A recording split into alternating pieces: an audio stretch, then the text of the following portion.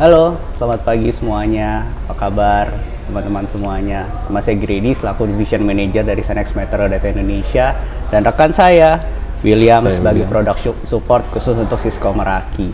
Nah, hari ini kita mau ngapain sih, William? Di sini seperti yang ada di layar gitu ya. Judulnya adalah SMI Kuptas Cisco Meraki gitu. Kuptas itu adalah kupas tuntas gitu ya. Ini adalah program yang kita adakan setiap minggu gitu ya. Setiap hari Jumat pagi kita akan recording. Nah, William, kira-kira kita mau ngomongin apa dulu nih pagi ini nih gitu. Oke, terima kasih. Ya, jadi kita mungkin akan langsung ke slide selanjutnya gitu ya.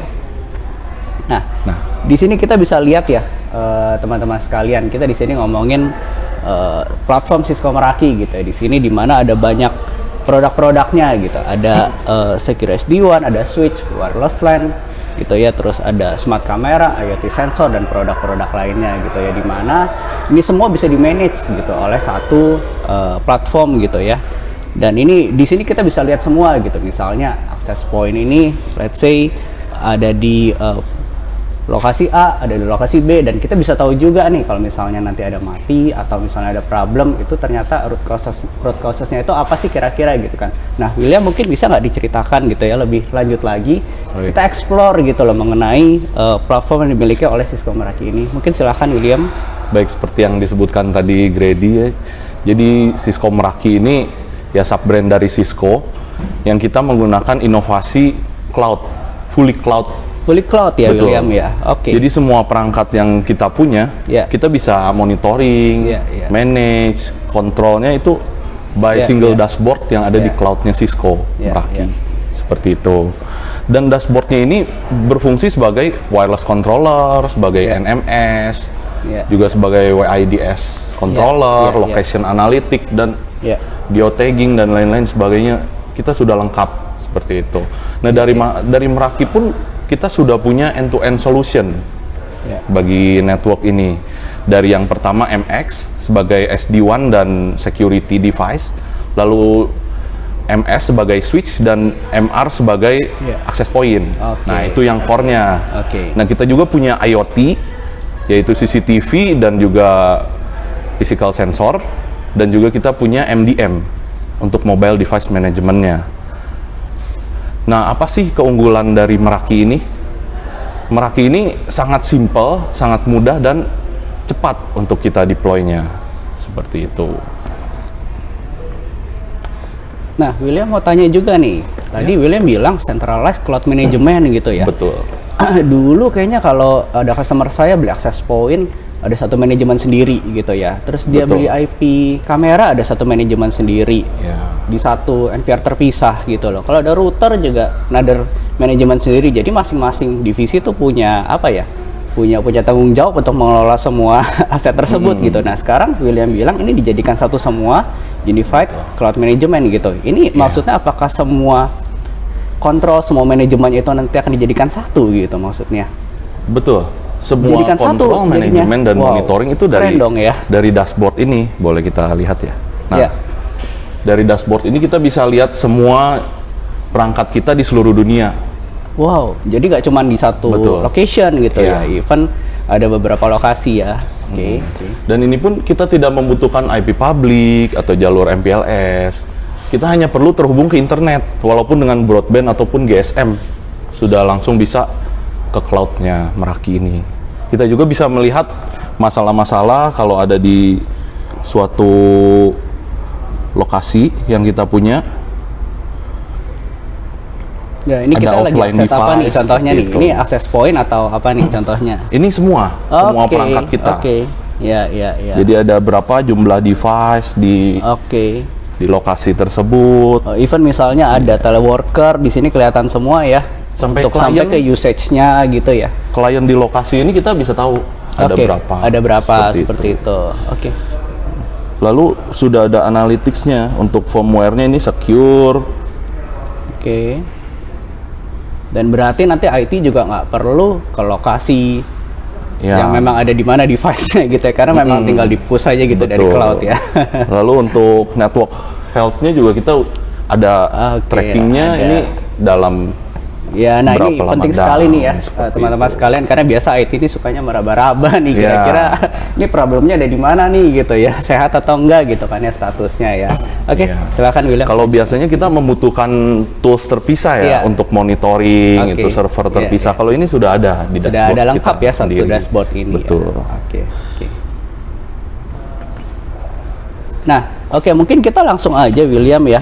Tadi kan ada banyak produk tuh ya. Mungkin di sesi kali ini ya teman-teman sekalian, kita akan bahas mengenai salah satu produk gitu yang kita namakan sebagai SD-WAN gitu ya. Tadi William info ke saya sebelum ada sesi ini, SD-WAN itu produknya namanya Meraki MX gitu ya. Betul. William ya. Yang saya tahu nih William, yang namanya SD-WAN itu dulu kalau saya jualan ya, SD-WAN itu adalah satu perangkat yang digunakan untuk mengoptimalkan traffic network gitu ya, hanya mengoptimalkan traffic network. Tapi tadi William ada sebut ya mengenai security gitu, misalnya secure SD-WAN gitu. Ini apakah maksudnya satu perangkat yang memang untuk mengoptimalkan traffic jaringan dan juga ada security-nya juga? Mungkin bisa dijelaskan nggak William di sini? Jadi kalau untuk Meraki MX ini yang kita namakan dengan produknya MX, jadi sebenarnya solusi untuk edge router semua. Jadi dari security, dari SD-WAN, VPN, UTM termasuk juga. Kita dalam UTM satu itu termasuk masuk di situ gitu ya. Jadi bisa dibilang nanti yang kerja di branch gitu ya, mereka nggak perlu UTM tambahan lagi dong. Bisa kalau kita centralize internet lewat pusat, kita bisa melakukan itu. Seperti itu. Betul. Kalau ada di setiap cabang internet sendiri ya kita perlu device di masing-masing branch seperti itu. Nah, fitur-fiturnya gimana nih William? Ya, untuk Zero Touch VPN. Jadi kita untuk setup VPN antar site kita sangat mudah. Bisa kita demokan ya. Ya. Mungkin demonya biar lebih greget kali ya, biar kelihatan nih. Nah, kita langsung ke security and SD-WAN site to site VPN.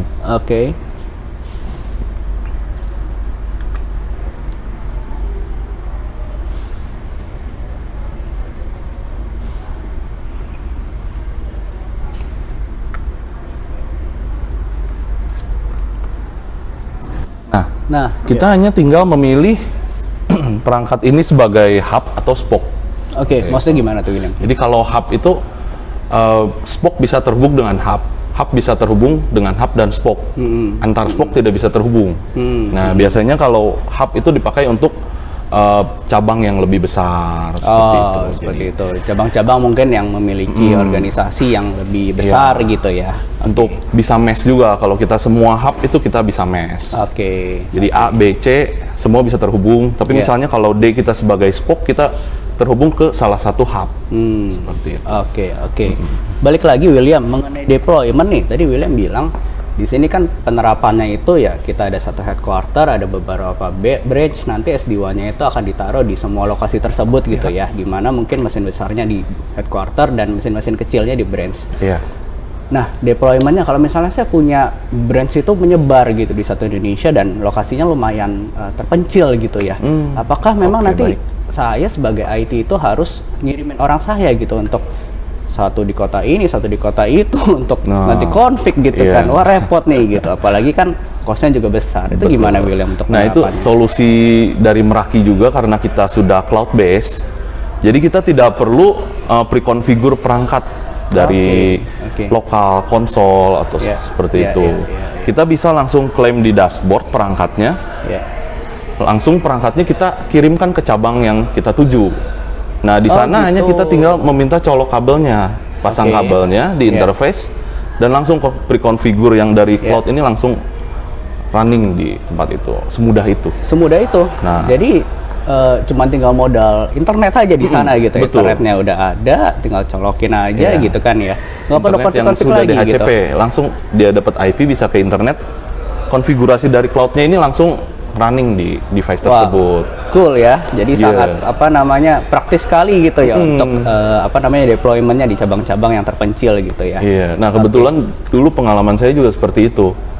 Kalau tradisionalnya kita pre-config ya dari pusat, lalu kan kita terima device Meraki ini. Lalu saya lihat nggak ada konsol, nggak ada apa. Semuanya wizard gitu ya. Jadi gampang dimengerti gitu ya. Adanya kita langsung aja buka dashboardnya. langsung pre-configure, dipasang, langsung running. Wow, itu sangat sesimpel itu ya berarti. Sesimpel itu. Jadi yang tidak mengerti IT pun bisa langsung pasang seperti itu. Nah itu menghemat juga untuk betul. IT yang di pusat, tidak harus travel. Jadi gitu. Ya IT yang di pusat ya bisa langsung apa namanya, mereka itu fokusnya lebih ke gimana sih strategi untuk apa namanya selalu meningkatkan apa namanya kebutuhan IT di perusahaan tersebut. Gitu. Lalu untuk shipping cost juga, kita kan tidak harus mengirim 2 kali ke pusat lalu ke branch. Kita bisa langsung beli langsung ke branch. Efisiensi lah seperti di sini itu. Yang apa efisiensi namanya, waktu dan cost diadakan gitu. Oke, thank you. Nah, William balik lagi, mungkin satu lagi nih pertanyaan gitu ya mengenai yang security-nya, mungkin bisa dibahas dikit nggak ini? Security-nya ya? Betul. Jadi kalau dari MX ini sudah support security-nya Cisco. Kita bisa pakai Threat Grid, AMP, even ada sandbox-nya juga ya di situ ada. Ya.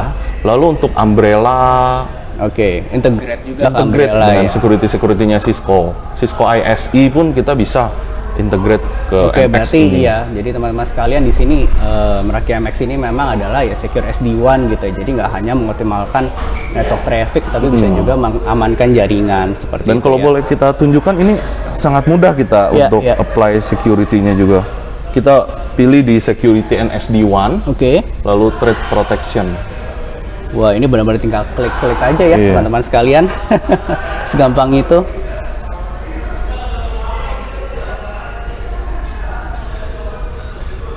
Nah, so far untuk sambil nunggu nih William, mungkin ada insight nggak kira-kira penerapannya ini untuk organisasi yang seberapa kecil atau seberapa besar sih kira-kira? Dari small branch pun sampai enterprise kita sebenarnya bisa semua ya berarti ya, tidak ada batasannya ya intinya. Karena beberapa serinya switch Meraki ini fact-nya itu sudah menggunakan ASIC-nya Cisco Catalyst. Gitu.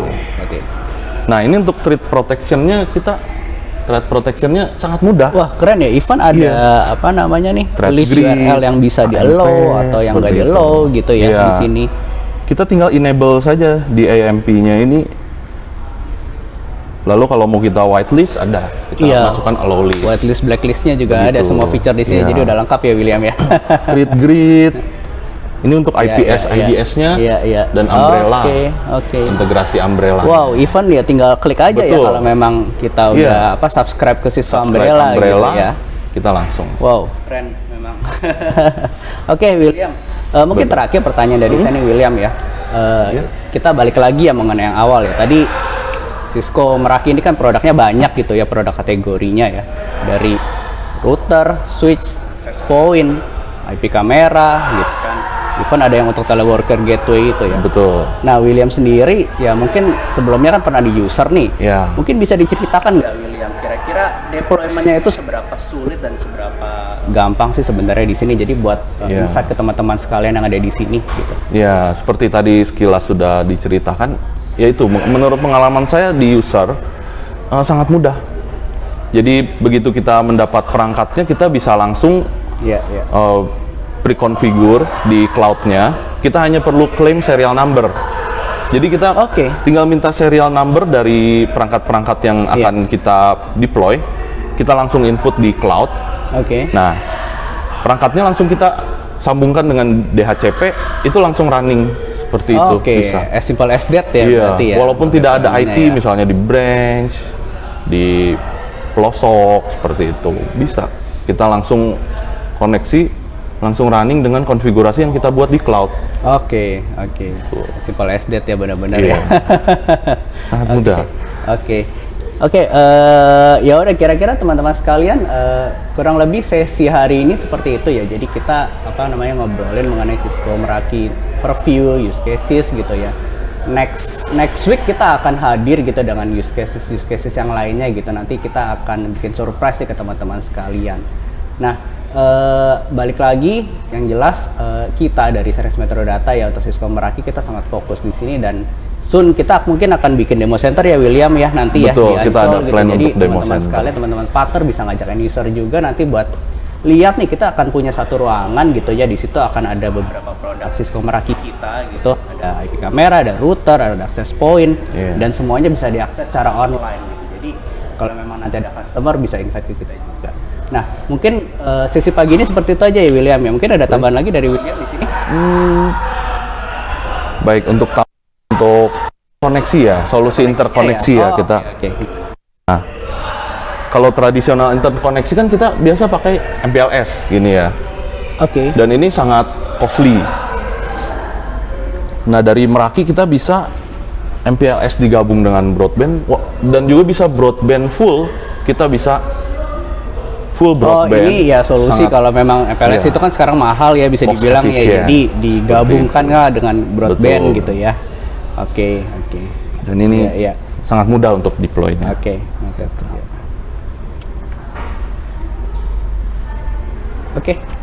gitu. Sekian saja dari saya. Oke, sip. Mungkin teman-teman dari kita seperti itu aja. Sampai berjumpa lagi di minggu depan gitu ya. Di setiap Jumat pagi kita akan mengadakan Cisco Meraki Kupas Tuntas live. Thank you teman-teman. Selamat pagi.